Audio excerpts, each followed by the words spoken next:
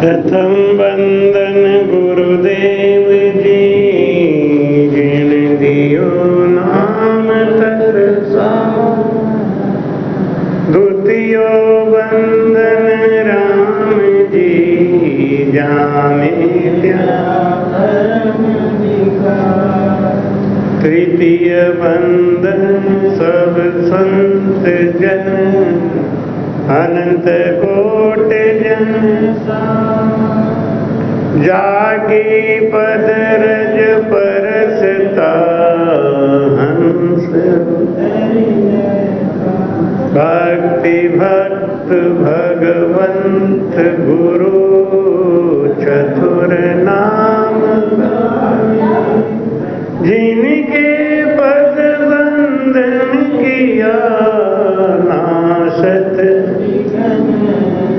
अनंत श्री दयाल जी महाराज ने, सतगुरु सुखराम जी महाराज ने, सतगुरु युक्ति राम जी महाराज ने, सतगुरु स्वामी श्री कुशालदास जी महाराज ने, बाबा श्री माधवदास जी महाराज ने, संत श्री ज्ञानेश्वरी बाई जी महाराज ने। गुरुदेव आपके दीन दीन हो, महाराज आपकी दीन दीन हो। गुरुदेव आपके दीन दीन हो, महाराज आपकी दीन दीन हो। मैं जन्म जन्म का भटका हूँ, जन्म जन्म का भटका हूँ। मुझे अपनी शरण में रहने दो, मुझे अपनी शरण में रहने दो। गुरुदेव आपकी दीन दीन हो, महाराज आपकी दीन दीन हो। सुख का सागर राम है, दुख का भंजन हार। राम चरण तजिए नहीं और भजिए बारंबार। महाराज कहते हैं राम नाम है, ये सुख को देने वाला है। जैसे सूरज है, सूरज के निकलने से हमको सुख होता है और वो एक साथ सबको सुख देते हैं। ये नहीं है कि इनको देंगे इनको नहीं देंगे। जिनके अंदर समता है वही संत हैं और वही देवता है, वही भगवान। समता, सूरज में समता है। मंदिर हो, मस्जिद हो, गुरुद्वारा हो, सबको एक जैसी रोशनी देते, एक जैसी गर्मी देते। तो भाई कहते हैं कि सुख का सागर राम है, चाहे वो किसी भी जाति का हो, किसी भी संप्रदाय का हो। जैसे सूरज अपनी गर्मी देते समय समता का भाव रखता है, ऐसे ये राम नाम है। जो राम नाम में प्रीति रख के भजन करता है उसके अंदर सुख आता ही है। सुख का सागर राम है, दुख का भंजन हार। सुख और दुख एक साथ नहीं रह सकते। सुख रहेगा तो दुख नहीं रहेगा, दुख रहेगा तो सुख नहीं रहेगा, एक ही रहेगा। इसलिए माई कहते हैं कि जब सुख का सागर मिल गया राम भजन करने से, हमारे अंदर शील, साँच और संतोष आ गया। अब हमको जब शील, साँच और संतोष आ गया तो हम जीत गए संसार। महाराज कहते हैं साहिब पाया सांच सुन सतगुरु के परताप, सुखिया अंतर आत्मा दर्शा कोई आप। साहिब पाया सांच सुन, शील सांच संतोष, ये 3 गुण अपने आप आते हैं भजन करने वाले को। माला जपने वाले को नहीं आते, तीर्थ करने वाले को नहीं आते, कथा सुनने वाले को नहीं आते। शील सांच संतोष आता है भजन करने वाले, और जिनके अंदर ये 3 चीज आ गई वो दुखी हो ही नहीं सकता, क्योंकि वो जानता है कि दुख क्या है। एक बहुत पहले गाना आता था कि राही मनवा दुख की चिंता क्यों सताती है, दुख तो अपना साथी है। कहते हैं ना, ये दुख कौन है, इसको अपना साथी बना लो। अच्छा, ठंड में चाहे हू करो चाहे कुछ करो, ठंड तो लगेगी, तो क्या करो, ठंड के संग समझौता कर लो। कहते हैं पानी में रहे तो मगरमच्छ से बैर खाए। कलयुग में रहना है, कलयुग का समय बड़ा गड़बड़ है। कलयुग जब लगने वाला था ना, तो एक बूढ़ी माता जा रही थी तीर्थ करने, तो उन्होंने क्या किया, पहले के जमाने में अभी तक कोई चीज होता तो पड़ोसी को दे देते, आप रखे रहना हम आके ले ले। उसके पास 4 सोने की मोहरें थी, तो जाते समय सेठ जी को दे गई कि सेठ जी हमारी ये 4 सोने की मोहरें रखे रहो, आप हम आएंगे जब तीर्थ करके 1-2 साल में तो आप मुझे दे देना। कहाँ, ठीक है रख दो। लेके रख लिया। 4 साल के बाद माता जी आई, उन्होंने जाके कहा सेठ जी मेरे सोने की असरफी वापस करो। सेठ बोला कौन सी सोने की असरफी? अरे कहे जो मैं दे के गई थी आपको, कि किसके सामने दिया था, कोई सबूत है, कोई गवाह है? आजकल कलयुग में हर बात का सबूत मांगते। आप जाके कहोगे हमारा नाम सत्यवीर है, तो कैसे मानूं सत्यवीर है? आपके कहने से नहीं मानूंगा। फिर कोई कागज ले आओ तो पता चले कि आप सत्यवीर हो। कागज पे भरोसा है, सामने खड़े इस पे भरोसा नहीं है, सत्यवीर हो कि नहीं हो। कागज ले आओ तुम ही सत्यवीर हो, कागज पे ज्यादा भरोसा है। तो मैं कहते हैं कि संसार में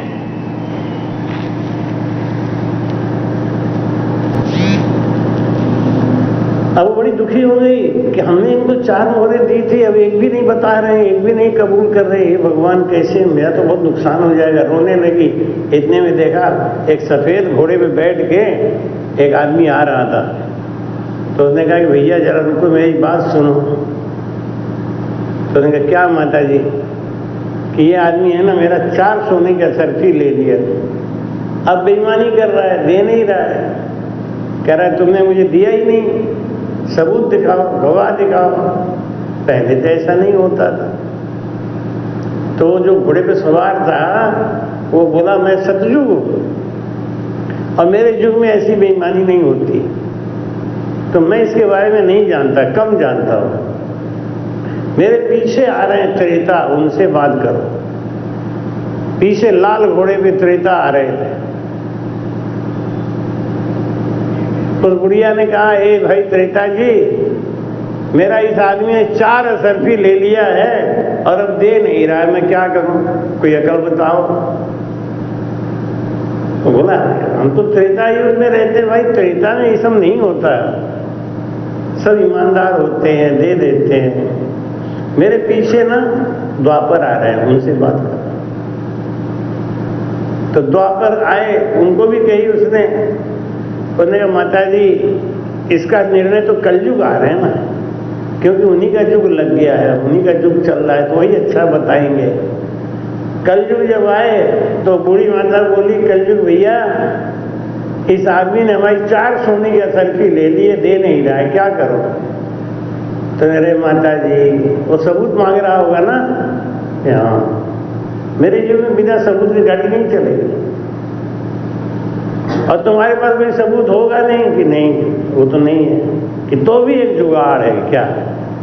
तुम ये मत कहो कि 4 सोने की असरफी ली है, पहले तो तुम 5-10 लोग इकट्ठा करो और सबसे कहो कि भैया हम आपको 500 रुपया देंगे, सबको मिला के बांट लेना। आप खाली एक ही बात कह दो कि हाँ हमारे सामने लिया था, बस। उन्होंने क्या लिया था कि कुछ भी लिया हो, तुम खाली इतना बोल दो कि हमारे सामने लिया था। इतना बोल दोगे ना तो हमारा काम बन जाएगा। अब तो हमारे हिंदुस्तान में एक कानून बन रहा है कि दूसरा खाली बोल दे, कह दे बस, तो अब गए अंदर। ऐसा काम मोदी जी कर रहे हैं। सोचो, कह रहे थे कि बटो मत, अपने ही बांट रहे। कह रहे थे बटोगे तो कटोगे, अपने आप चिल्ला रहे थे, और अपने आप ही बांट रहे हैं कि तुम अलग हो, तुम अलग हो, तुम अलग हो। हिंदुओं को बांट रहे हैं और किसी को नहीं बांट रहे। पारसी को बांट दो, ईसाई को बांट दो, मुसलमान को बांट दो, उनको क्यों नहीं बांट रहे? ये कलयुग का प्रभाव है। कलयुग ने कहा कि तुम एक बात कहो कि इसने हमारी 40 मोहरें ले ली। बुढ़िया बोली, पागल हो गए हो, हमने दे 4 और कह दूं 40? ये मेरे युग में तो बोलना ही पड़ेगा, मेरे युग में तुमको ऐसे ही बोलना पड़ेगा, तभी तुम्हारा 4 मिलेगा। तो पहले तो उसने 5-7 आदमी इकट्ठा किए, भैया 50-50 रुपया ले लेना, 500 रुपये हम खर्च कर देंगे, आप लोग खाली इतना बोल देना कि हमारे सामने हुआ था, बस। अब उसने 10-15 आदमी इकट्ठा करके और चिल्लाना चालू करी, देखो भैया आपको पता है ना, आपके सामने ही तो इस सेठ ने हमारी 40 असरफियाँ ली थी। हाँ ये बात तो है, मेरे सामने ही तो ली थी। सेठ अंदर बैठा बैठा घबराने लगा, ये रे 4 दिया इस बुढ़िया ने, इसकी हिम्मत देखो। आदमी खुद बेईमान हो ना तो दूसरे को बहुत कहता है ये बेईमान बहुत है, अपने नहीं सोच रहा कि तू तो खुद बेईमान है बहुत बड़ा। कि देखो इस बुढ़िया ने 4 असरफी दी है और अब चिल्ला रही 40। बता कितनी बेईमान है ये। और संघ के आदमी भी कह रहे हैं हमारे सामने दिया, हमारे सामने दिया। अब बताओ 10 आदमी गवाही दे दिए तो और गड़बड़ हो जाएगा। सेठ जी सोचे आगे और ना फंसे लफड़ा। सेठ जी 4 असरफी लेके आए, ए बुढ़िया कितनी असरफी दी तूने हम करे? कि 40 दी, कि गवाह खड़े हैं। हे राम राम, कुछ तो डर भगवान से कि तू डर। अरे ये क्या रे, 40 दी हमने। सेठ बोला देख बुढ़िया तूने 4 दी थी, मुझे अच्छी तरीके से याद है, मैं 4 असरफी ये देख जरा रखे हूँ, ले तू अपना ले यहाँ से भाग। 4 असरफी मिली लेकिन चली गई। कलयुग है ना, कलयुग में ऐसा ही चलेगा। क्या चलेगा? शील साँच संतोष तो किसी के अंदर है ही नहीं। क्यों नहीं है? भजन नहीं करते। महाराज कहते हैं कि साहेब पाया साँच सुन सतगुरु के प्रताप। 2 चीज होना चाहिए। सतगुरु शरण नाम नहीं छोड़ूंगे, उथल पुथल हो जाए। जिंदगी में 2 चीज नहीं छोड़ो। जो ज्ञानी है ना, वो जिंदगी में 2 चीज नहीं छोड़ते, तो आज नहीं तो कल उनकी जय होती है, विजय होती है। पहला चीज क्या है? गुरु महाराज की शरणागति कभी मत छोड़ो, सतगुरु शरण। और दूसरा नाम सुमिरन। सतगुरु शरण नाम नहीं छोड़ूं, ये उथल पुथल हो जाए, दुनिया में चाहे कुछ भी हो जाए, हम 2 चीज नहीं छोड़ेंगे। ये है ज्ञानियों का लक्षण। तो महाराज समझाते हैं कि समझ समझ प्राणिया हंसा सन्मुख रहना। समझ समझ हंसा सन्मुख रहना। ज्ञान सुनो सत्य तोलो वे। ज्ञान सुनो सत्य तोलो वे। जे कुछ और बने नहीं तुम सुन। जे कुछ और बने नहीं तुम सुन। तो बचन तो सुन लिया बोलो। बचन तो सुन लिया बोलो। समझ समझ हंसा सन्मुख रहना। समझ समझ हंसा सन्मुख रहना। जुग की भीन बचन थे बोलो। जुग की भीन बचन थे सतगुरु पख नहीं लावे वे। सतगुरु पख नहीं लावे। जारी तो भगत पड़ेली पाछी। जारी तो भगत पड़ेली पाछी। धक्का गेव का खावे। धक्का समझ समझ प्राणिया हंसा सन्मुख रहना। समझ समझ हंसा सन्मुख रहना। सतपुर सारी मेरे गैब की। सतपुर सारी मेरे गैब को। राम राम राम राम।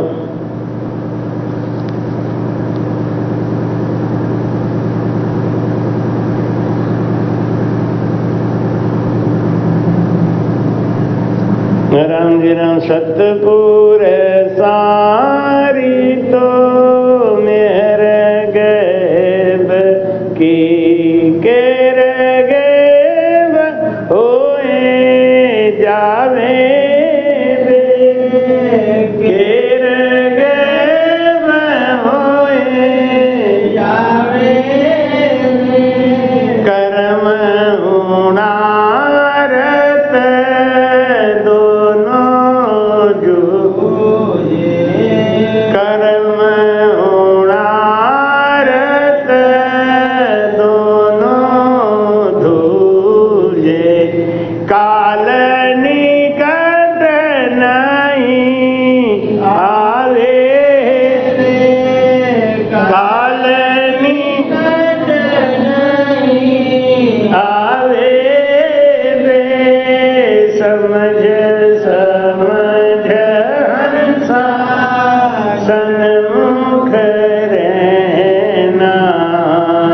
समझ समझ हंसा सन्मुख रहना। न्याव को न्याव देखो मति कोई। नाव को न्याव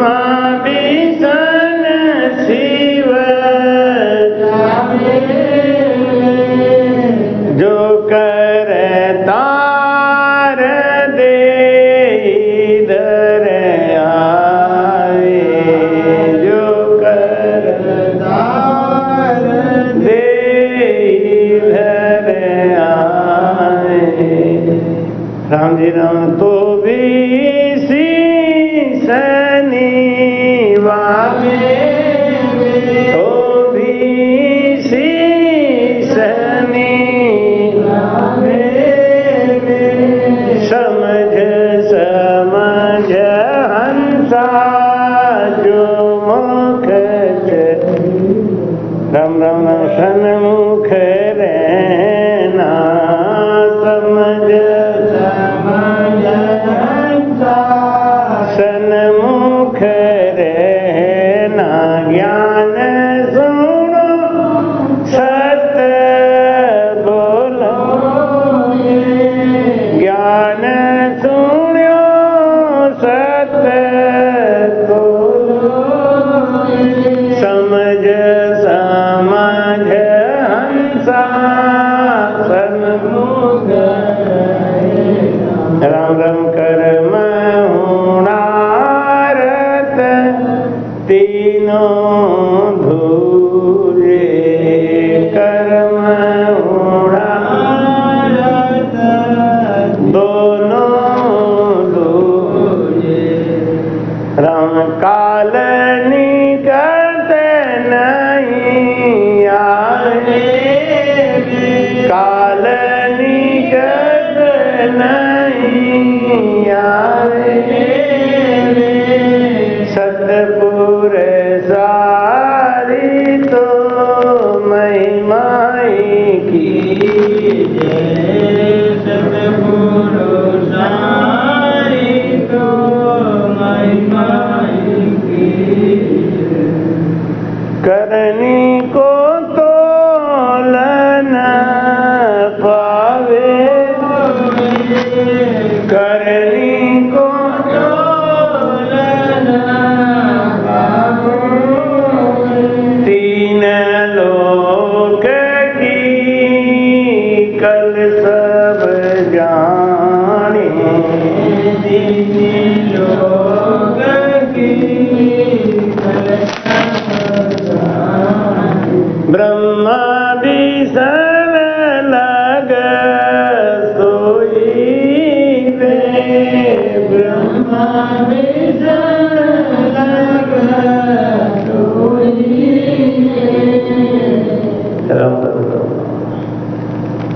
कह सुख नाम परम पद पर गट कह सुख नाम परम पद पर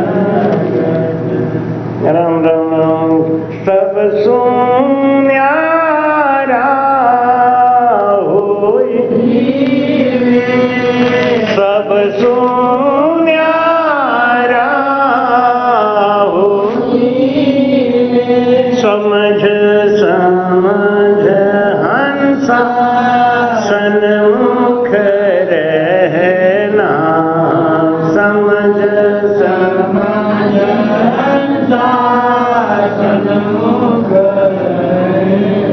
बोलो राम सन्मुख और बेमुख दो तरीके के शिष्य होते हैं। सन्मुख शिष्य कौन है? ना खाता ना बही गुरुजी ने कही वही से। बेमुख कौन है? और गुरुजी को भी समझाने लगते हैं, नहीं गुरुजी आप नहीं समझोगे, नए जमाने की बात है ये, गुरुजी को भी अकल बताए, ये बेमुख है। सन्मुख रहना मतलब गुरु आज्ञा में चलना।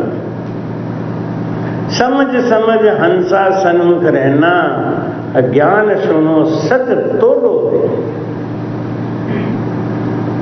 ज्ञान को सुनो तो सत्य को तोलो। क्या सत्य हो सकता है इसको विचार करो। ये नहीं कि किसी ने कुछ कह दिया आपने मान लिया। ज्ञान सुनो सत्य तोलो। कहते हैं कि गुरु करे जान के, पानी पिए छान के, और सतगुरु करे परख के। ये नहीं है जहां गए वहीं जाके लो महाराज हमें भजन बता दो, लो महाराज हमें।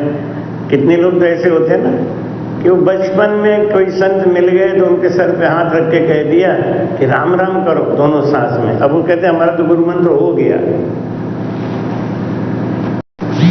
ऐसे थोड़ी गुरु मंत्र मिल जाता है, उसका भेद समझना पड़ेगा, पक्का बनना पड़ेगा, सन्मुख रहना। सन्मुख रहने का मतलब ये नहीं है कि गुरु महाराज के मुंह के सामने ही खड़े रहो। सन्मुख रहने का मतलब ये है कि गुरु लाख कोस दूर पे है तो भी हमें गुरु का डर लगा होना चाहिए। ये है सन्मुख।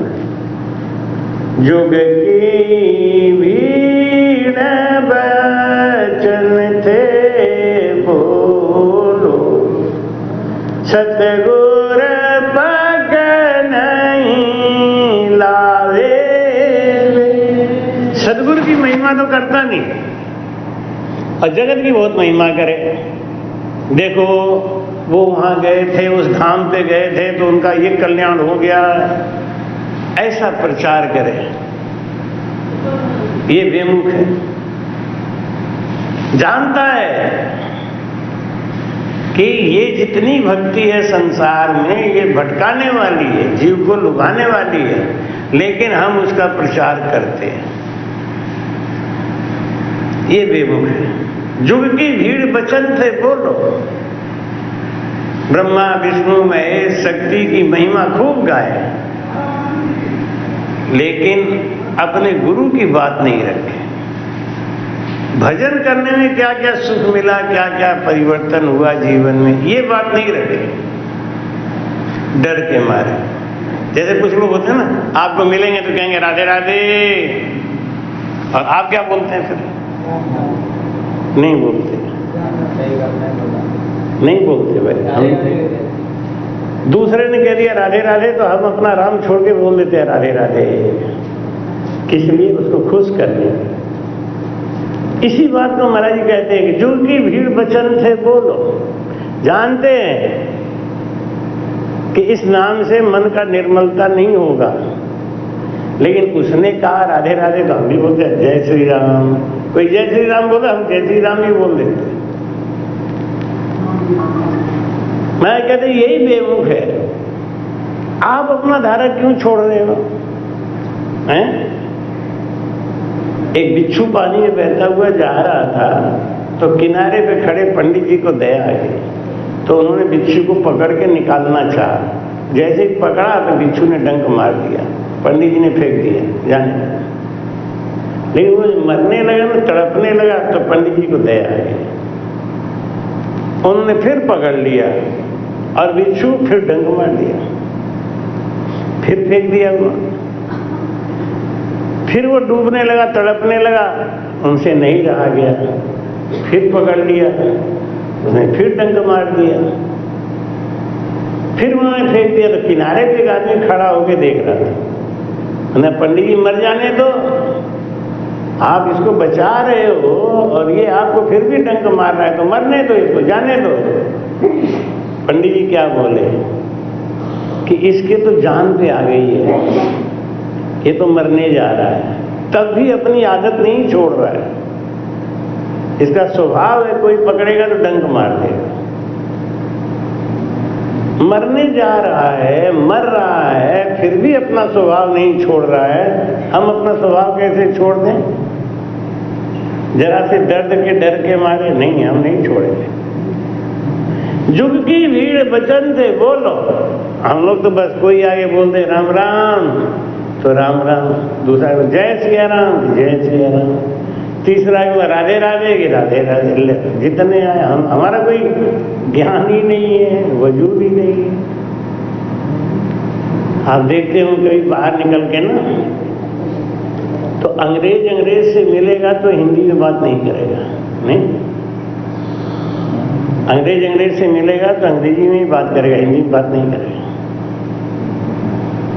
और हम वहाँ गए दुबई, सिंगापुर, हर जगह जाके देखा, जहाँ इंडियन आदमी है ना, वे फर्राटे की इंग्लिश बोल रहे हैं। तो हमारे साथ जो थे, हमने उनसे पूछा, हमने कहा ये तो बड़ा अच्छा है, यहीं के रहने वाले हैं, बहुत अच्छा इंग्लिश बोल रहे हैं। अरे कैसा, वो अपने बेंगलोर के, सिकंदराबाद के हैं। क्योंकि हिंदी भी जानते होंगे, सब जानते हैं, लेकिन ये बनते हैं कि अगर हम अंग्रेजी बोलेंगे तो हमारे समाज में एक स्टेटस रहेगा, और हिंदी बोलेंगे तो हमारी बेइज्जती हो जाएगी। अपना वो है ना टिकटोली, कोई समझे या नहीं समझे वो अपनी आगे रहता है। भोजपुरी में एकदम खर्राटा, ना समझो मत समझो। भाई कहते हैं जुड़की भीड़ बचन से बोलो, जरा सा कष्ट आया, जरा सी बात आया तो संसार की तरफ कोई आगे कह देता है, अरे तुम तो राम से नहीं खामा खाई बने हो, चलो वहां धाम पे देखो, हमारे संग चढ़ के चादर चढ़ा दो, देखो तुम्हारा कल्याण हो जाएगा कि नहीं। ऐसे ऐसे लोग हमको बहका देते हैं। तो मैं कहते हैं जो बहकता है वो गुरुमुखी नहीं हो सकता, वो सन्मुख नहीं है। वो कौन है? बेमुख। समझ समझ हंसा, सन्मुख रहना, सन्मुख रहो, मतलब कट्टर रहो, भजन में पक्के रहो, गुरु के वचन को सही सी मानो। भाई क्या कह रहे हैं? राम राम राम राम। न्याव कुन्याव देखो मति कोई, न्याव कुन्याव देखो मति को, ना कोई दिस्तंग लाओवे, ना कोई दिस्तंग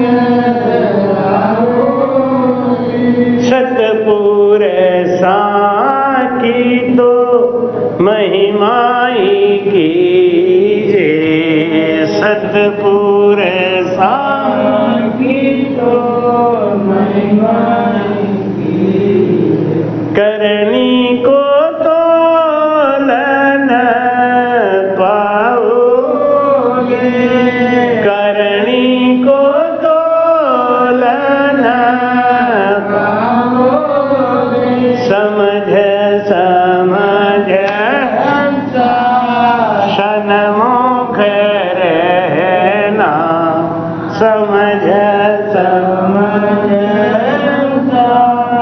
सन्मुख। बोलो ना। अपने से बड़ों के अंदर ज्यादा कमी नहीं ढूंढना चाहिए। अपने से बड़े के अंदर जब हम कमी ढूंढते हैं तो हम खुद ही नीचे गिर जाते हैं। इसलिए अपने न्याव को न्याव देखो मत कोई, ना कोई दिष्टंग लाओगे। ये मत कहो, क्या कहते हैं, अरे भगवान के इसमें 16,108 रानियां रखी थी तो हम 5-6 रख लिए तो कौन सी बड़ी बात है। ऐसा उदाहरण मत दो। कारण भगवान कहते 7 वर्ष की अवस्था में गोवर्धन उठा लिया था, तो तुम चकिया उठा के देखो, उंगली के ऊपर एक ईंटा उठा के देखो, नहीं? वो तो एक रूप के 100 रूप बना लेते थे, यहाँ एक ही रूप का मेंटेनेंस नहीं हो पा रहा है। भाई कहते न्याव कुन्याव देखो मत कोई, न्याव कुन्याव मत देखो।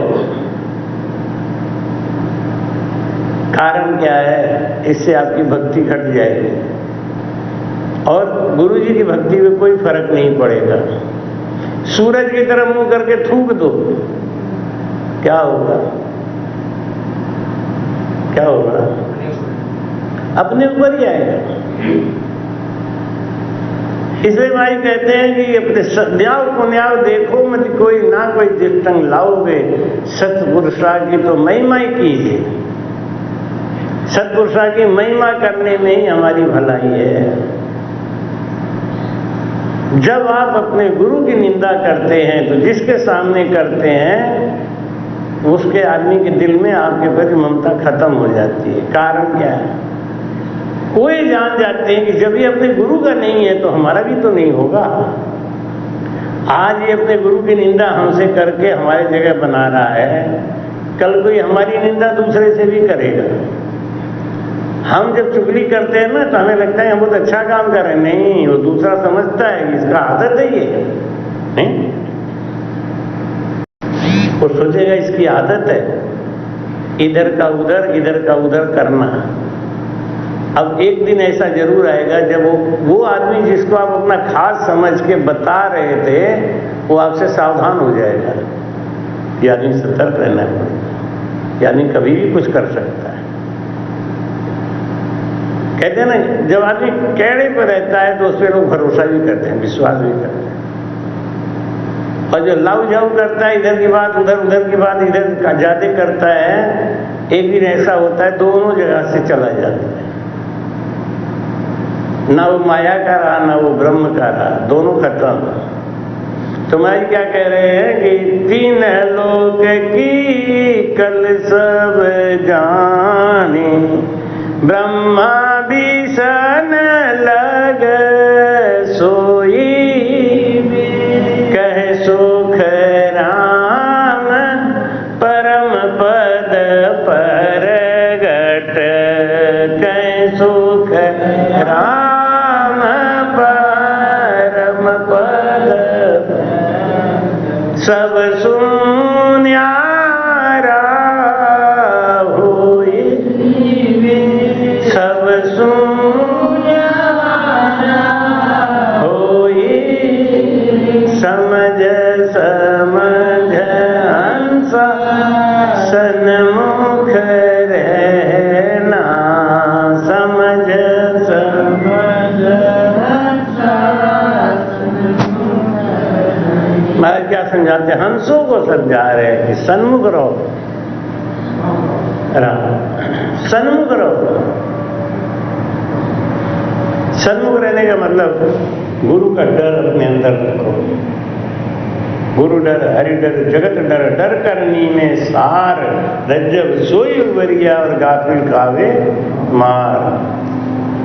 समझ समझ हंसा सन्मुख रहना, ज्ञान सुनो सत तोलो वे, सत को तोलो, समझो। और जे कुछ और बढ़े नहीं तुम सु, तो बचन तो सुन लिया बोलो। देव भाई कहते हैं ना कि वशीकरण एक मंत्र है, तज दे बचन कठोर। ये बहुत बड़ा सूत्र है। वशीकरण एक मंत्र है, तज दे बचन कठोर। कहते हैं हमको महाराज मोहिनी सिखा दो, हम इसको बस में करना चाहते हैं। नहीं, आप एक चीज सीख लो, क्या? मीठी बोली।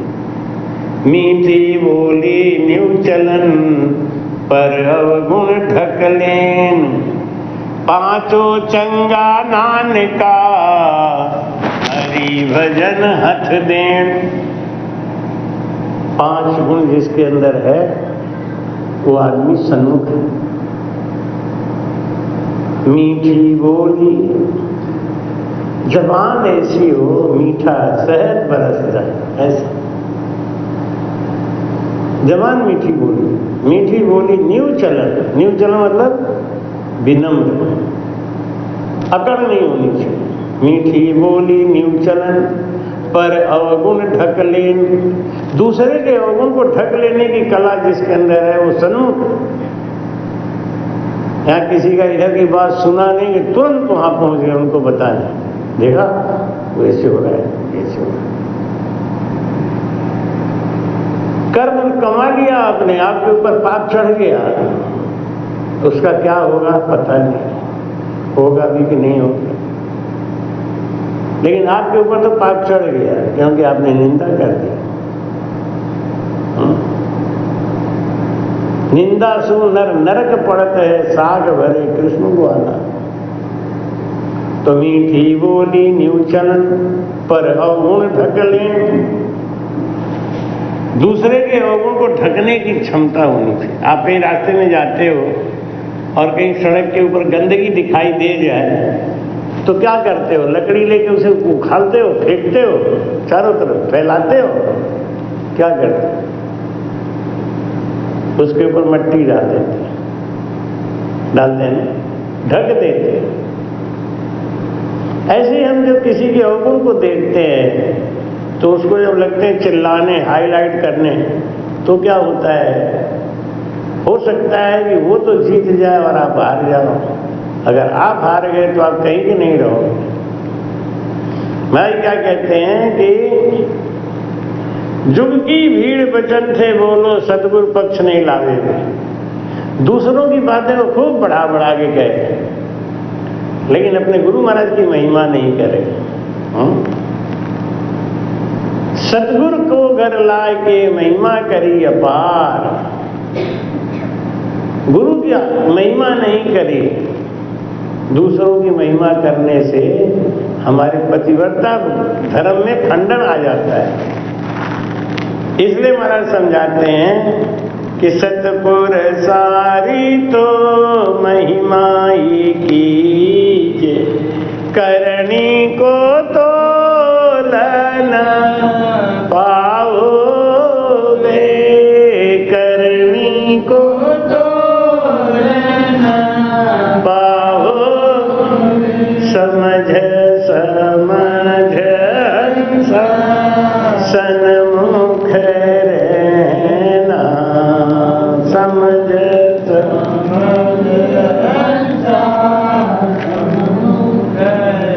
सतपुर सारी मेहर गैब की, सतपुर सारी तो मैं फेर गैब होए जावे बे, फेर गैब होए जावे। कर्म हुड़ारत दोनों दूजे, कर्म हुड़ारत दोनों दूजे। काल निकट नहीं आवे, काल निकट नहीं आवे। समझ समझ हंसा सन्मुख रहना, समझ समझ हंसा सन्मुख रहना। बोलो राम। सतगुरु की मेहर और गैब, कहर भी और मेहर भी दोनों उद्धार ही करते हैं। सतगुरु अगर कभी गुस्सा हो गया अपने चेले के ऊपर, निश्चित है कि इसमें उसका कल्याण है, इसीलिए वो गुस्सा हुआ है। कुछ विशेष गड़बड़ हो रहा है, कोई विशेष बात थी जिसकी वजह से ऐसा हो रहा है। अब उसके पीछे हमको पता नहीं ना। एक बार बहुत पहले की बात है, हमारी तबीयत खराब हो गई और डॉक्टर से बात करी तो डॉक्टर ने कहा कि आपको एडमिट करना पड़ेगा, भर्ती कर दिया। हमने कही भाई भर्ती तो आप कर रहे हो, लेकिन मैं शाम के समय आरती करने आश्रम पे जरूर जाऊंगा। ये कितना दूर है? हमने कहा है तो पास में, BHU की बात है। तो उन्होंने कहा कि आप एक एप्लीकेशन लिख के दे दो, क्योंकि ऑपरेशन आपका 4 दिन के बाद होगा, तब तक आपको ऑब्जर्वेशन में रखेंगे। दिन दिन में आपका टेस्ट वगैरह होगा, शाम को आपको छोड़ देंगे, आपने घर जाओ। तो मेरे पड़ोस में एक बेड पे एक आदमी पड़ा रहता था, वो भी बड़ा आध्यात्मिक था, उसको बहुत ज्ञान था, समझदारी बहुत थी। तो हम क्या करते, दिन भर बैठे रहते, डॉक्टर कहीं जाने नहीं देते। शाम को 5 बजे से पहले छोड़ते नहीं थे। 5 बजे छूटते तो हम भाग के आते घर, फिर आरती करते, खाना पीना खा के तो सो जाते, टेंशन खत्म। दूसरे दिन फिर 9 बजे पहुंच जाते, फिर जाके वहाँ बैठ जाते। तो जो बगल के बेड वाला आदमी था ना, तो वो कुछ न कुछ पूछता रहता दिन भर, तो दिन भर कुछ न कुछ प्रवचन शुरू रखता। हमारा भी टाइम पास हो रहा था। बोलो राम। क्या बात है, डेली फेरी दोनों सो रहे, एक आध सो तो कोई बात नहीं। तुम्हें देख के हमको नींद आ रही है कि जब ये सो सकते हैं तो हम भी सो जाते हैं, क्या दिक्कत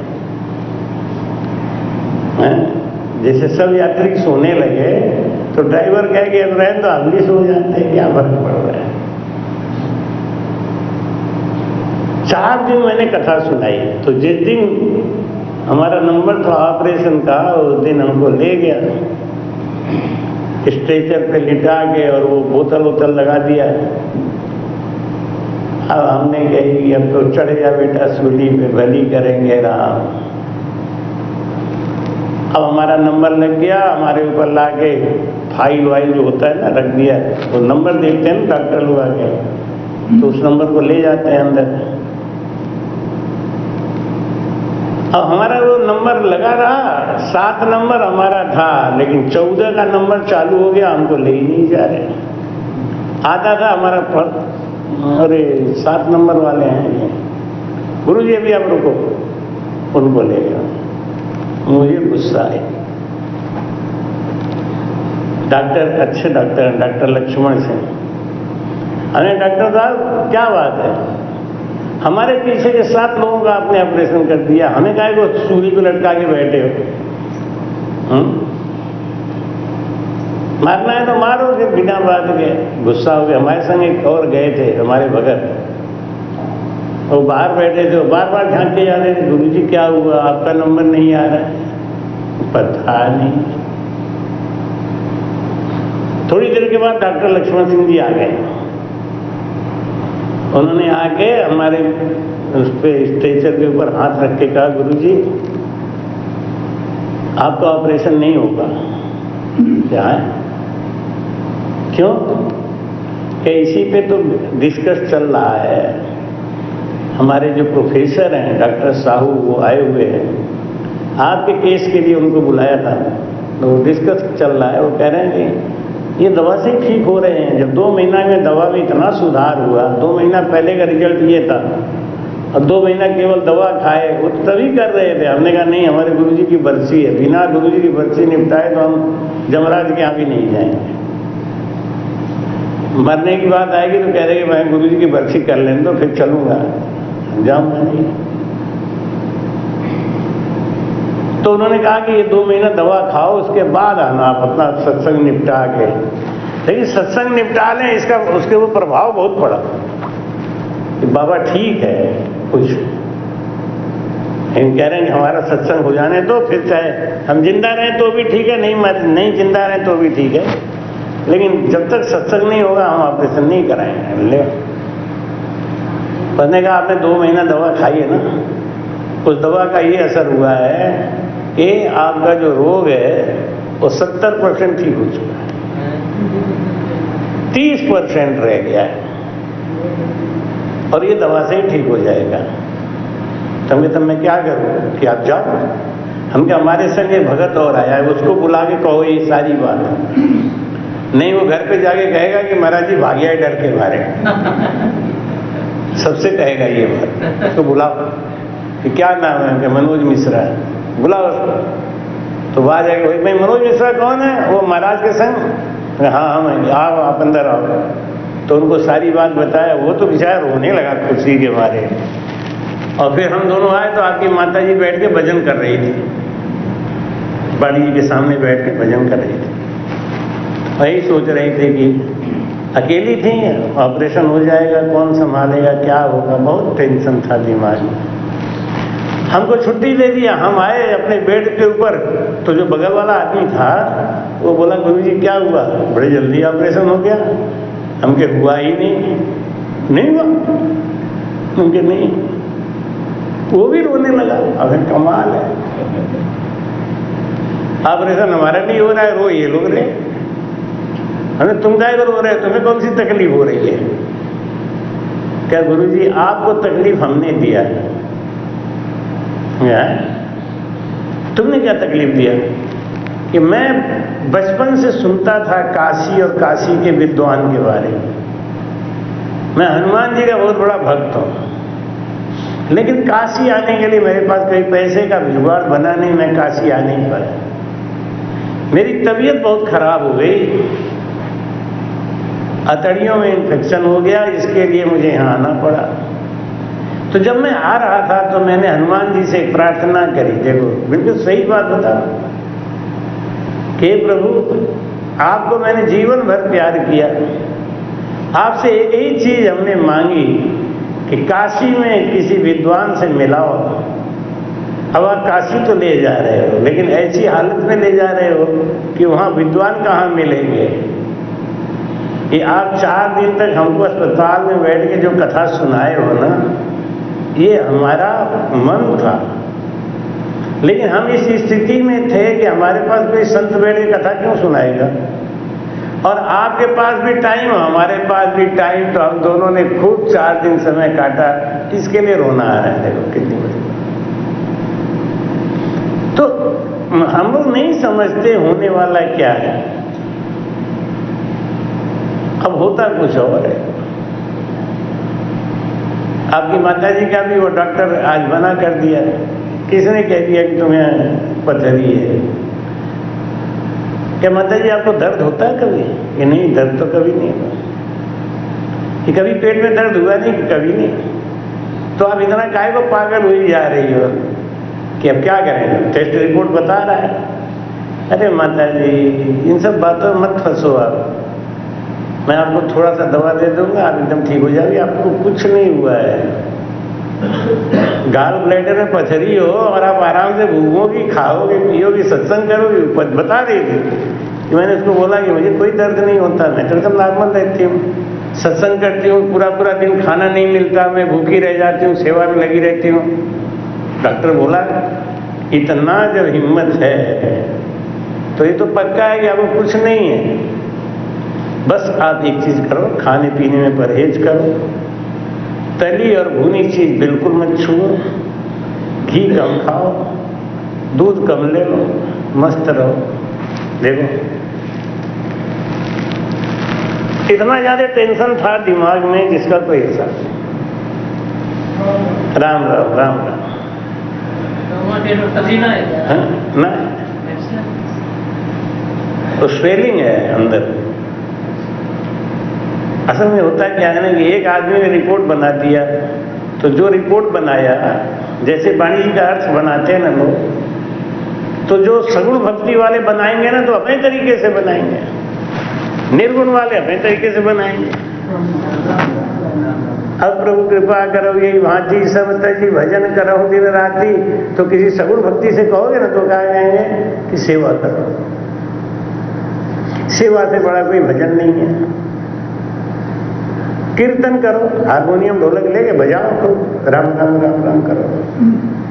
उनको वही पता है ना। अब जो उन्होंने कह दिया वही आधार बन गया। और खास करके आजकल बड़े संत हैं ना, नारी मुई घर संपत्ति नासी और मुड़ मुड़ाए भय सन्यासी। बन गए साधु। अब बन गए साधु, कुछ तो बोलेंगे ना, तो जो बोलेंगे चेलों के लिए वही ज्ञान हो गया। फिर वो चेले लड़ेंगे, नहीं हमारे गुरुजी ऐसे बोले, हमारे गुरुजी ऐसे। अरे तुम्हारे गुरुजी को ज्ञान कितना है ये कौन जानेगा। अब वो तो बेचारा, उसका भी दोष नहीं है ना, उसके गुरुजी ने कहा है तो मानेगा ही। लेकिन अब गुरुजी कैसे हैं, नहीं गुरुजी कैसे हैं। अब आजकल तो यही है कि 70-75 हरिजस याद कर लो और 150 श्लोक याद कर लो। संस्कृत में श्लोक याद कर लो और हरिजस याद कर लो। आप भागवत के वक्ता बन जाओ, 7 लाख 8 लाख रुपया ले आओ। बस गाने की कला भी होना चाहिए थोड़ा सा। अब ले 7 लाख 8 लाख रुपया कमा रहे हैं, ले रहे हैं, तो कमाई कर दिया, धंधा कर दिया। अब वो इतना पैसा लेके इतने बड़े मंच से जो बोलेंगे तो उसको गलत कौन काट देगा। एक बाई जी गई वोट डालने के लिए, तो होता है ना प्रोसाइडिंग ऑफिसर, उन्होंने कहा कि बाई जी आपका नाम क्या है? तो बोली कलावती। अच्छा, आपके पति का नाम क्या है? वो बोली रमेश चंद्र। अरे अच्छा, ये मर गए रमेश चंद्र ना, वही रमेश चंद्र आपके पति हैं रमेश चंद्र, स्वर्गीय हो गए। तो अब वो गुस्सा हो गई, पागल हो, मेरा पति ये खड़ा है, तुम कह रहे स्वर्गीय हो गए, मर गए। कागज में यही लिखा हुआ है, मैं कागज की बात कर रहा हूं। तो पीछे उससे आदमी खड़ा था, वो क्या बोला? चुप भाग्यवान, इतना बड़ा आदमी झूठ थोड़ी बोलेंगे। हम मर गए तो मर ही गए, हम क्या अभी झूठ थोड़ी बोल रहे हैं, हम तो जिंदा खामखा ही दिख रहे हैं। अब वही बात है, बन गए साधु, अब बन गए महंत, बन गए पता नहीं क्या क्या दुनिया भर के पदवी लेके बैठ गए। अब वो क्या बोलेंगे? की करा की करा की करा, धक्का देके निकल ले, धक्का देके निकल। यही होता है। भाई कहते हैं कि इस संसार में अब जैसे रिपोर्ट आई है एक्सरे की या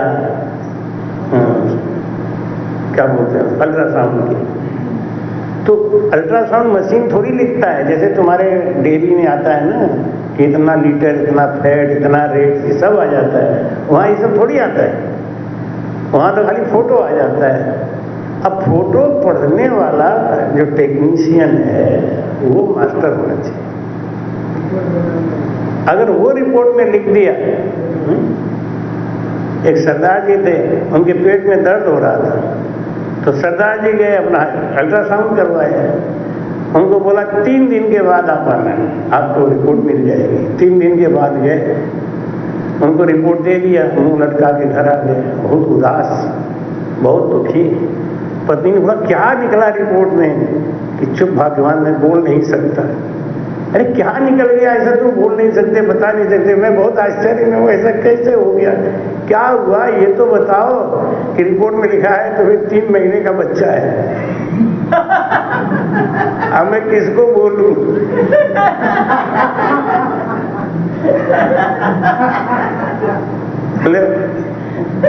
अब बेचारा रिपोर्ट लेके परेशान है। सैंपल बदल गया होगा, इसका सैंपल उधर चलेगा, उसका सैंपल उधर चलेगा। मैं क्या बोलूं? बहुत दुखी हूँ। किस बात के लिए दुखी हूँ? रिपोर्ट बहुत खराब है। क्या आया रिपोर्ट में ये तो बताओ। कि रिपोर्ट में लिख रहा 3 महीने का बच्चा है, बताओ आ जाए। तो वही बात है ना, अब जिसने रिपोर्ट लिख दिया, अब तुम्हें हो रहा है कि नहीं हो रहा है, ऐसा है कि नहीं है, अब वो वाली बात हो जाती है। तो माई कहते हैं कि राम जी राम, जुग की बात, जुग की भीड़ बचत थे बोलो। जगत की बातें तो हम खूब करते हैं, लेकिन अपने गुरु महाराज की बात नहीं करते। बल्कि दूसरा अगर कोई ये कह देगा अरे तुम तो राम से नहीं हो, ना आए, वो तो गुरुजी बुलाते हैं ना इसलिए चले जाते हैं। हमें कोई, हम नहीं जान, हम तो गणेश जी को ही माने जिंदगी भर ले, तुरंत पल्ला बदल देंगे। अरे भैया तुम तो राम से ना आए, अब वो तो महाराज जी आ जाते हैं, गुरु मंत्र लिया है तो जाना तो पड़ता है ना, समझते नहीं। अंदर से तो मैं शंकर जी को ही मानता हूं, मैं किसी को नहीं मानता। देख, अरे अपनी आप बात क्यों नहीं रखते हो कि हाँ सांसों सांस भजन करने में ये फायदा है। सांसों सांस कहे हरि नाम, फिरे रसना मुख में दिन राती, धीरज ध्यान अडोलन डोले, आसन मारू का तो छाती, नाल समीसल राखत नाही, मोड़त अंगन बंदत बाती, मन को थो पवन सु मेला, सुरत समोय निरत कर साथी, सुखराम कहे यूं ध्यान धरो, जो दीप के संग जलत है बाती। आपको पता है कि गेहूं, जौ, ये किसने उगाया? शुरू में जब जौ था ही नहीं, गेहूं था ही नहीं, मक्का था ही नहीं, किसने उगाया? संतों ने। तब कोई वैज्ञानिक थोड़ी होते थे, संत ही होते थे वैज्ञानिक। आजकल उसको साइंटिस्ट बोलते हैं, पहले साइंटिस्ट नहीं, वो संत हुआ करते। और ऐसी ऐसी विद्या थी रावण के पास में, पुष्पक विमान था जो ना डीजल से चलती ना पेट्रोल से, सोलर से चलती, सूर्य की रोशनी से। आज सब सोलर लगा लगा के उछल रहे हैं, त्रेता युग में सोलर लगा हुआ था पुष्पक विमान में, कोई ईंधन थोड़ी था। और सोलर से विमान चलता था। आज चलाएगा कोई विमान सोलर से? पेट्रोल से चलाते हैं, वही सबसे महंगा पेट्रोल हवाई जहाज में ही लगता है। टॉप क्लास का रिफाइंड किया हुआ पेट्रोल पहले हवाई जहाज में लगता है, उससे खराब क्वालिटी का तब नीचे भेजा जाता है। इतना सुरक्षा करके तब हवाई जहाज को उड़ाते हैं। और रावण के पास कौन सा तेल का कारखाना? रावण इतना बड़ा ज्ञानी था, उसकी एक इच्छा थी कि देवलोक से लेके मृत्युलोक तक मैं सीढ़ी बनाऊंगा, जो जा सकता है वो पैदल चला जाए देवलोक में, क्योंकि देवताओं को तो अपने आप पानी भरवाते थे। शनिश्चर महाराज तो उनके पैरों के नीचे दबे रहते थे। शनि का ग्रह होता है ना, शनि ग्रह, उसको तो अपने अंगूठा के नीचे दबा के रखता था, देवताओं से पानी भरवाता था अपने घर में। दूसरी उसकी इच्छा थी कि हम समुद्र का जो जल खारा है इसको मीठा कर देंगे, दुनिया में पानी की कभी किल्लत होगी ही नहीं, ऐसा उसका भाव था मन में। लेकिन एक ही कमी थी, क्या? अहंकारी बहुत था। अहंकार की वजह से उसकी कोई इच्छा पूरी नहीं, अहंकार बहुत। तो इसलिए महाराज जी कहते हैं कि इस संसार में हम संतों को अलग छोड़ देते हैं, अपने गुरु की बात को अलग छोड़ देते हैं, और नाना प्रकार की बातों का उत्तर हम उनकी भाषा में देने लग जाते हैं। हमारा एक भगत है, शिष्य है गणेश, उसका पूरे गांव से झगड़ा हो जाता है। गांव वाले कहते हैं कि आपके गुरुजी आते हैं ना तो बात तो रामायण की करते हैं, लेकिन वो राम को नहीं मानते। तो समझते हैं ना कि बात तो रामायण की करते हैं। तो रामायण की बात करने का मतलब उनका भाव है रामचंद्र भगवान, राजा दशरथ के पुत्र। और रामायण में ये सब जो बातें लिखी हैं उसको तो कोई समझाता नहीं है, और जब मैं समझाने लगता हूं तो उनके समझ में नहीं आता, तो कहते हैं पता नहीं कौन है, और उसका हमेशा झगड़ा हो जाता है। कहता है महाराज हमसे झगड़ा हो गया। क्यों? हमने कहा काय वो करते हो कि हम कैसे मान जाएंगे, वो हमारी नहीं मानते तो हम उनकी कैसे मान जाएंगे? हम सही कह रहे हैं, वो नहीं मानते हैं, तो उनकी गलत हम क्यों मानेंगे? ये बात सही है। हम दूसरे की बात में क्यों आ जाते हैं? इसका मतलब है कि हम अपनी बात को गलत मानते हैं, झूठ मानते हैं।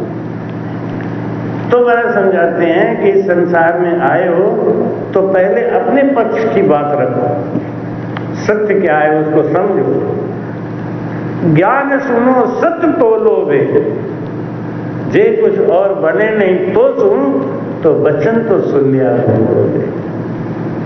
वशीकरण एक मंत्र है, तज दे वचन कठोर, सब आपके बस में हो जाएंगे, बस एक ही चीज है, वाणी को मीठी करो,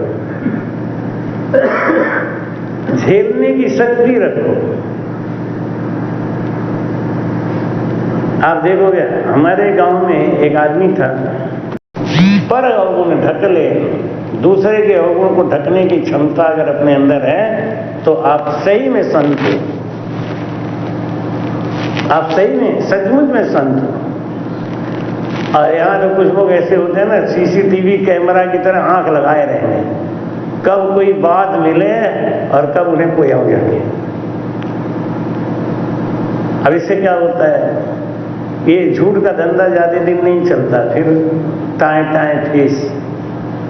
इसलिए अपने मानव के गुण को पहचानो। महाराज क्या कह रहे हैं? राम राम। साहिब पाया साच सुन, सतगुरु के प्रताप, सतगुरु के प्रताप, सतगुरु के मेहर से ही आपका भजन होगा। और जब हम गुरु के अंदर कमी देखना शुरू कर देते हैं तो भजन कभी होगा ही नहीं, ये सच्ची बात। साहिब पाया साँझ सु, सतगुरु के प्रताप, सुखिया अंतर आत्मा दर्शा आपो आप। बोलो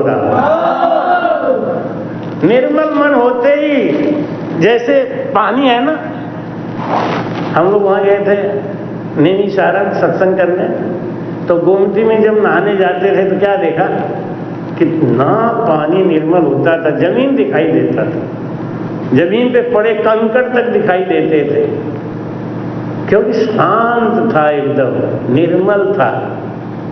ऐसे ही जब हमारा मन शांत होता है, निर्मल होता है, तो हमारे अंदर की चीज ऊपर झलकने लगती है, प्रकट होने लगती है।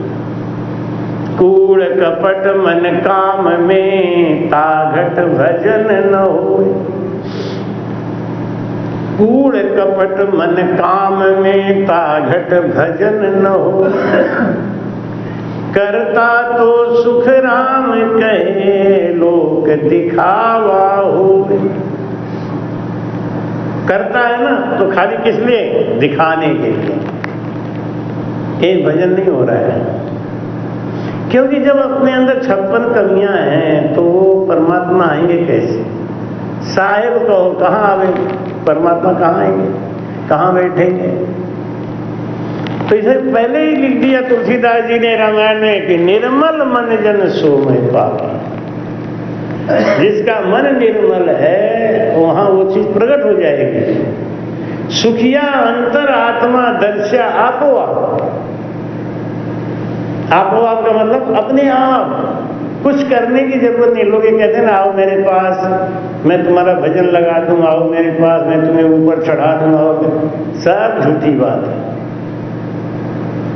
आपका मन निर्मल है ही नहीं है तो दूसरा आपको निर्मल करेगा कैसे, ये तो बताओ। कपड़ा में बदबू आपके आ रही है, कपड़ा आपके घर में है तो दूसरा कैसे धो देगा? आपके घर में कपड़ा है तो आपको ही धोना पड़ेगा। निर्मल मन जन सो मैं पावा। जब हमारा मन निर्मल हो जाता है, और निर्मल होगा कैसे, कैसे होगा? भजन से, सुमिरन से, कथा सुनने से नहीं होगा, ये भी पक्का है। दूसरों का नकल मारने से नहीं होगा। दूसरे के अंदर कितनी कमियां हैं, नहीं हो सकता है दूसरे के अंदर कमी ना रही हो। कोई सूखी लकड़ी ले आते हैं ना, उसको जब जलाते हैं तो फट पकड़ लेता है, धुआं होता ही नहीं। अब उसकी तुलना अगर हम अपने से करें तो गलत बात है। अपने से तुलना मत करो, अपनी लकड़ी अपने आप देखो। जितनी ज्यादा गीली लकड़ी होगी उतना ही ज्यादा धुआं ज्यादा होगा। अब गीली लकड़ी कितना आपका है, कितना इनका है, कितना इनका है, अलग अलग होगा ना, कि सबकी गीली एक ही जैसी है।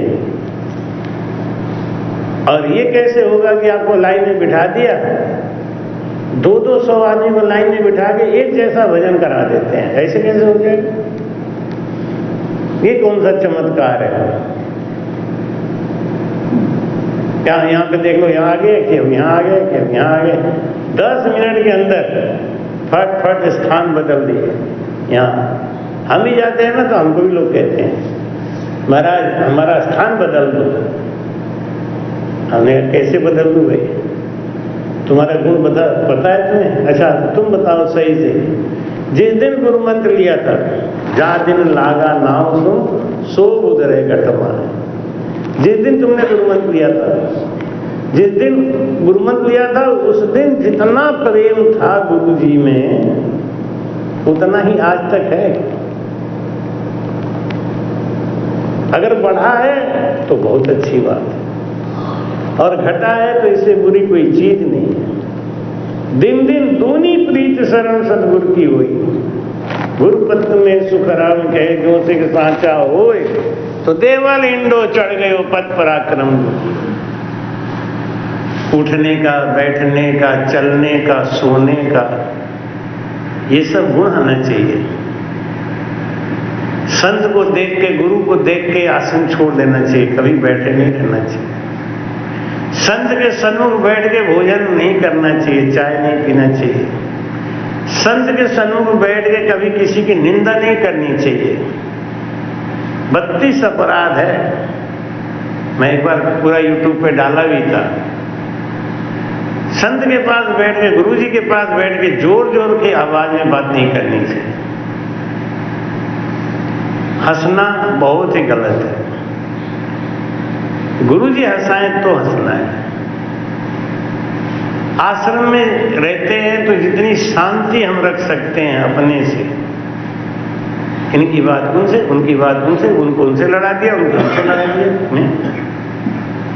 कहते हैं चोर चोरी से जाए, हेरा फेरी से ना जाए। किसी का कमंडल कहीं चुरा के रख दिया, किसी का कमंडल कहीं चुरा के, कुछ खुराफाती होते हैं ना, उनको कोई मतलब नहीं है। वो कहीं सोएंगे तो देखा किसका सामान कहाँ है, किधर है, उसको उठा के कहीं और रख जाएंगे।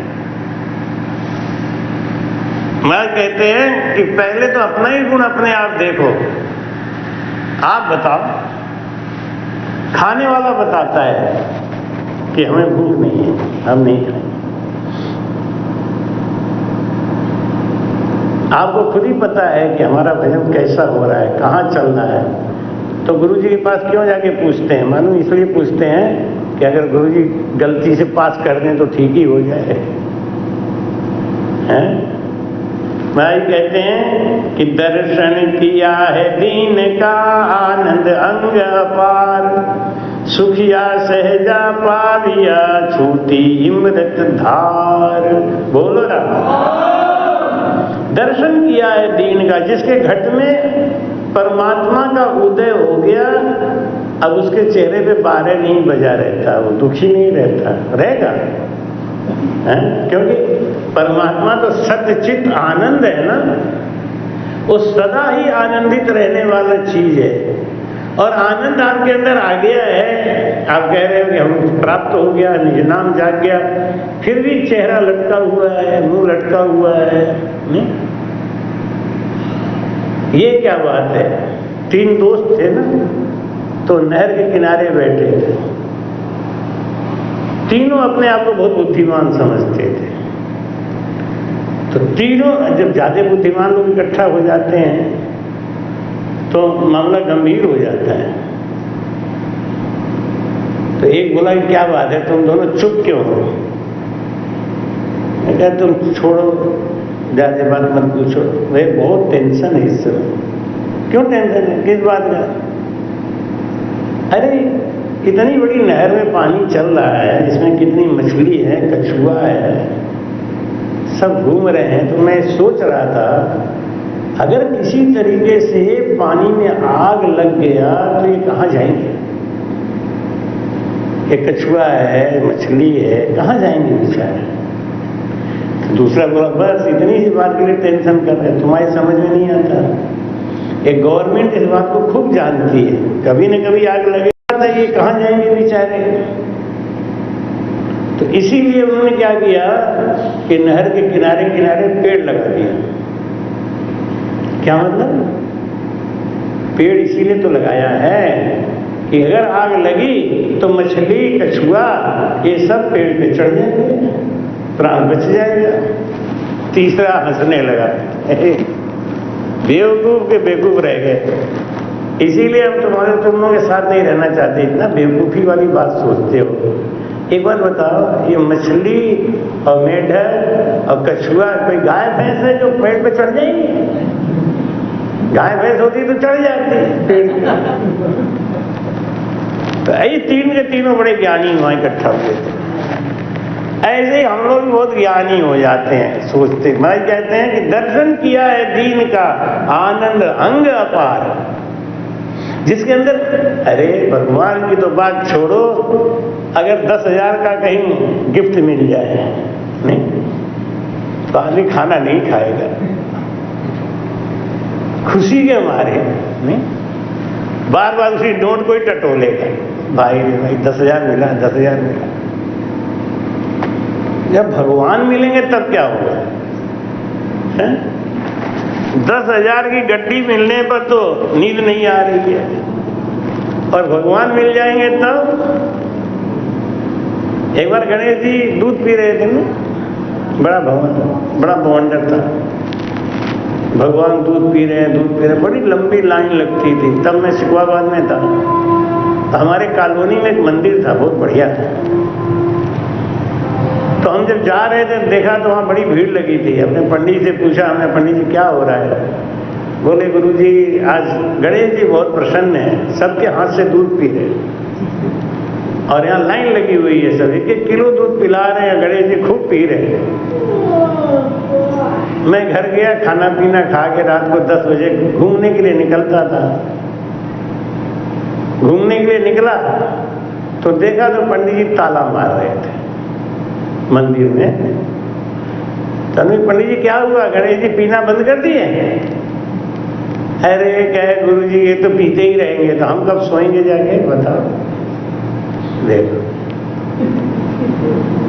सवेरे भोग लगाते हैं कह के कि जय गणेश जय गणेश जय गणेश देवा, नहीं माता जा की पार्वती पिता महादेवा, और लड्डुअन को भोग लागे संत करे सेवा, लड्डू के लिए संत सेवा करे। हमने कहा जब गणेश जी दूध पी रहे हैं तो इनको पीने दो, रात भर पिए दिन भर पिए। अरे क्या ये सब जो चकोस में बाजी है, देखो वो जानता है, ताला मार के चल दिया, क्योंकि उसको पता है कि इसमें आनंद नहीं है। और सचमुच जिसको भगवान मिल जाएंगे, जिसको सचमुच भगवान मिल जाएंगे तो क्या कहेंगे? जैसे हमारे डेरी फेरी को मिल जाए भगवान, तो क्या कहेंगे कि अब भगवान तुम बैठो हम जा रहे भैंसियां लगाने, कहेंगे? कहेंगे क्या? तब भी कहेंगे हैं? भगवान मिल जाएंगे तो कोई भैंसियां लगाने जाएगा? नहीं जाएगा। क्योंकि भगवान को पाने के लिए तो सारा खेल हो रहा है। दर्शन किया है दीन का आनंद अंग अपार, जिसके अंदर निज नाम जाकर उसे अंग अंग में बिजली जैसा करंट भागेगा।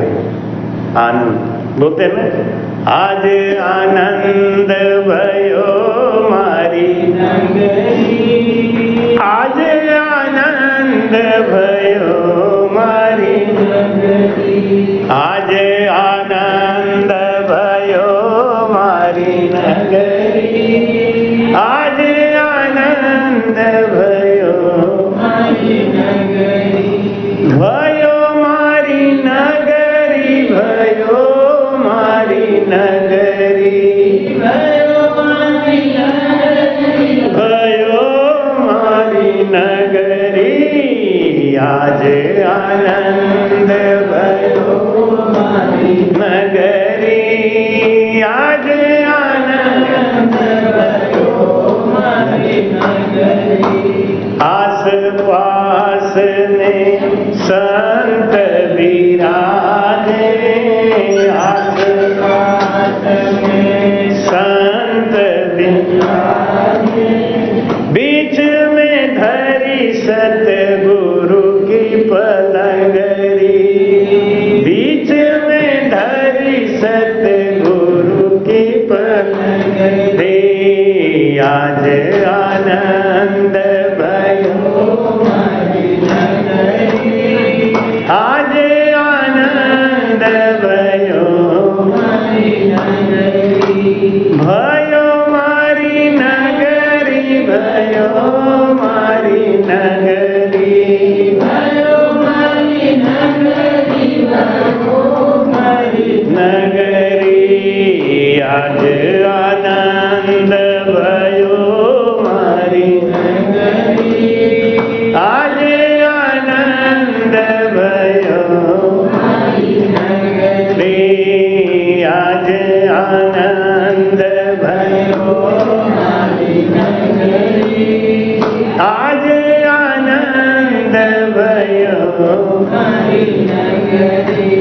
आस पास गंगा जल झारी, आस पास गंगा जल झारी, बीच में धरी अमृत की गगरी, बीच में धरी अमृत की गगरी, आज आनंद भयो मारी नगरी, आज आनंद भयो मारी नगरी, भयो मारी नगरी, भयो मारी नगरी, भयो मारी नगरी, भयो मारी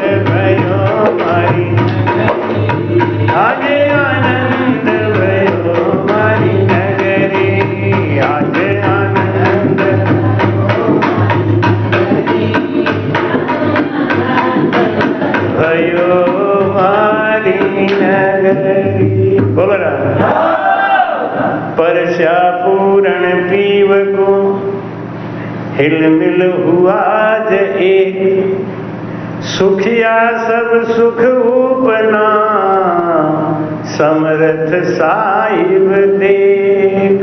बोल रहा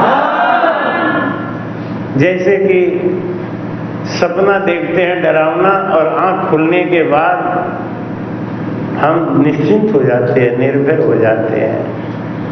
ऐसे ही जगत के सपना से हम बहुत दुखी थे, लेकिन जब हमको भगवान का दर्शन हुआ, परमात्मा का प्रेम हमारे अंदर प्रकट हुआ, वो आनंद आया, तो परस्या पूरण पीव को हिल मिल हुआ ज एक।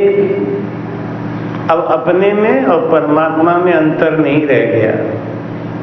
जैसे किसी को करंट मार दे तो उसमें और बिजली में अंतर नहीं रहता, करंट मार दे तो महाराज कहते हैं सुखिया सब सुख उपना,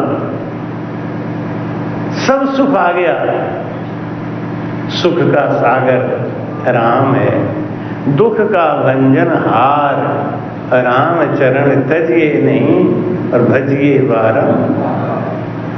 साहिब जीरी आत्मा आन संभाली राम, सुखिया साहिब समर्थ है ले धार्या निज नाम। सतगुरु सुख राम जी महाराज। जिसने निज नाम का सहारा पकड़ लिया अब उसके जीवन में दुख नहीं आता। इसलिए अपने जीवन में निज नाम का सहारा लो, परमात्मा पे विश्वास रखो, उनका भरोसा करो।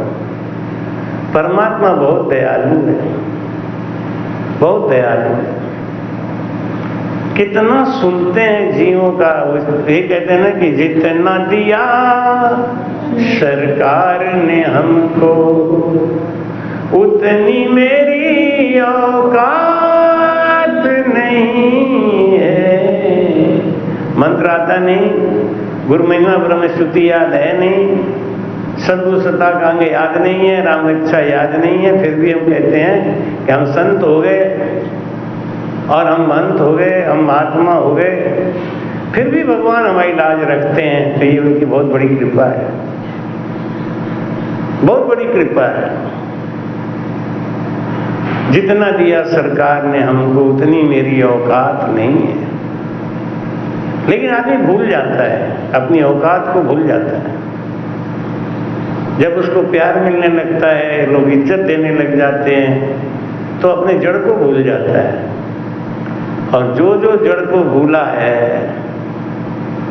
वही संसार में बचा नहीं। हमारे यहाँ पहले भी जाति को लेके बड़ी लड़ाइयाँ होती थी, कबीले कबीले में लड़ाइयाँ होती थी, और इतना ज्यादा फूट और बेमनस्ता थी कि इसके कारण ही अंग्रेज आ गए, मुगल आ गए और सब ने आके हमारे ऊपर शासन किया। आज भी हम एक नहीं हो पा रहे हैं, आज भी बटे बटे हैं। और बांटने वाला कौन है? जिनको हम अपना खास समझते हैं, वही केवल कुर्सी के लिए, वोट के लिए। अगर अभी भी हम लोग नहीं समझे तो पक्का है कि कुछ ही दिनों के बाद हमारे बच्चे गुलाम हो जाएंगे। हम लोग तो समय काट के चले जाएंगे, लेकिन हम अपने बच्चों को कुछ नहीं देके जाएंगे। एक गुलामी की जंजीर, और गुलामी कितनी बुरी होती है। हमारे सनातन धर्म की तो ये हालत हो गई है कि एक बार क्या हुआ, एक छोटी सी कथा सुना के विश्राम देते हैं। एक चौधरी के खेत में एक पंडित जी और एक ठाकुर जी और एक नाऊ जी, तीनों गए गन्ना तोड़ लिए। 5-5 गन्ना रख के तीनों जा रहे थे। चौधरी जी आ गए। चौधरी जी ने देखा कि ये तो 3 है और हमारे खेत से 15 गन्ना तोड़ के ले जा रहे हैं, अभी झगड़ा करेंगे तो इनके पास गन्ने भी हैं, मारेंगे भी और गन्ना भी ले जाएंगे, हम पिट जाएंगे।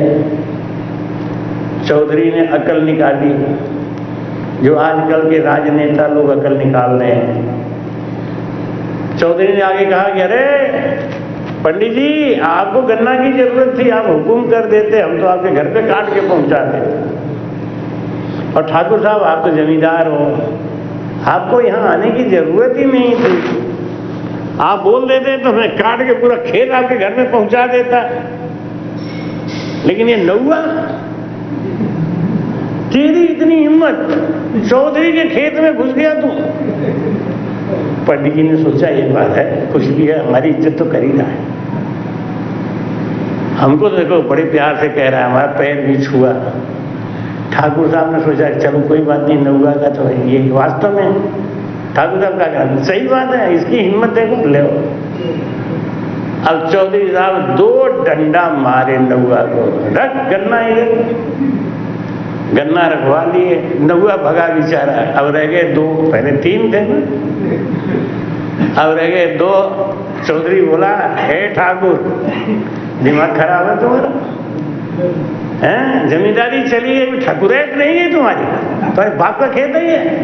अरे ये तो पंडित जी हैं, इनके तो हम जन्मजात पैर छूते हैं, हमारा खानदान पैर छूता है इनका, इनके बगैर तो हमारे घर के बच्चों की शादी नहीं होती है। ये महान है, इनकी बात छोड़ो, तुम्हारी इतनी हिम्मत हो गई, तुम क्या समझ रहे थे कि तुम चौधरी के खेत में गन्ना तोड़ोगे, चौधरी चुप रहेगा? पंडित जी ने सोचा बात तो सही कह रहा है, हमारी तो इज्जत करेगा ही। ठाकुर को भी 2 डंडा दिया, गन्ने रखवा लिए। अब बच गए पंडित जी अकेले। चौधरी भाई, पंडित तिलक लगा के दिमाग खराब है तुम्हारा, तुम्हारे बाप का राज है यहाँ पे। भीख मांगते मांगते आदत खराब हुई ना तो चोरी करने लग गया। रख दे गन्ना, नहीं मारूंगा। पंडित जी गन्ना रख के बाहर गए, तीनों को मार दिया उसने, नहीं अकल से। ऐसे ही हमारी गवर्नमेंट आई है ना, तो पहले तो चुपके चुपके आयल चोर, अब पहले लले बिटवा। एक बार एक दुल्हन आई हमारे आश्रम में, भाई रे भाई, ऐसा लहंगा पहनी कि ना वो उठ सके ना बैठ सके। 2 आदमी तो उसका लहंगा संभालने में लगे थे। अब मुझे अंदर से तो हंसी आवे, लेकिन ऊपर बहुत सीरियस बैठे रहे, उससे चला ही नहीं जा रहा था। चले तुम रुक जाए, कभी इनका सहारा ले, कभी उनका सहारा ले। अन्य 3 महीना बीतने दो तो पता चलेगा तुम्हें। जब अपने आप पल्ला झाड़ के तब सुनाएगी कथा ना, तब पता चलेगा। अभी चुपके चुपके आयल चोर, पहले लहले बिटवा मोर। पहले तो पहचानती है माँ दूल्हा कौन है, नहीं पहले तो ये नहीं जानती। आजकल की बात नहीं है, आजकल तो सब तो भाई कहते हैं कि अब वो बिटवा को पहचान गई। ऐसी जब ये गवर्नमेंट आई तो इसने ये करना वो करना, हिंदू आती हैं, हम सनातन लाएंगे, हम हिंदू राष्ट्र बनाएंगे, खूब सबको बता दिया। जब देखा कि ये सब एक होते जा रहे हैं, ये सब एक हो जाएंगे, हिंदू एक हो जाएगा, सनातन एक हो जाएगा, फिर ये जब चाहेंगे हमको हटा देंगे, नहीं तो उन्होंने एक थोड़ा सा डिश डाल दिया, अलग कर दिया। यही काम तो अंग्रेज करते थे। अब करके इसे चुप बैठ गए, एकदम शांति दे गए, आग लगा दी, अब चुपचाप बैठ। होगा क्या, देश में गृह युद्ध छिड़ गया। अभी ये कहते थे गृह युद्ध छिड़ जाएगा, आप लोग बहुत सावधान रहना, ये करना। गृह युद्ध अमेरिका थोड़ी छिड़वा रहा है, बांग्लादेश थोड़ी छिड़वा रहा है, आप खुद छिड़वा रहे, खुद ही कंट्रोल के बाहर कर दोगे दुनिया को, देश को। और हिंदुओं का कोई देश नहीं है, हिंदुओं का कोई देश नहीं है। जो राम नाम गुण गाएगा बड़ा सुख, सच बोलना वंदे धर्म तेरा, नेकी पर सच बोलना वंदे धर्म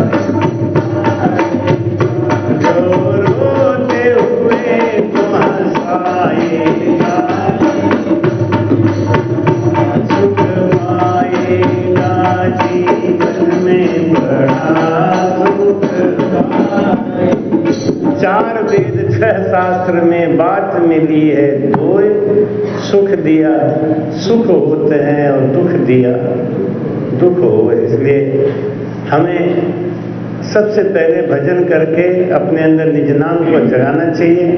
जब निज नाम जग जाएगा तो हम किसी को जानबूझ के भी दुख नहीं देंगे, अनजाने में भी दुख नहीं देंगे। सद्गुरु सुखराम जी महाराज।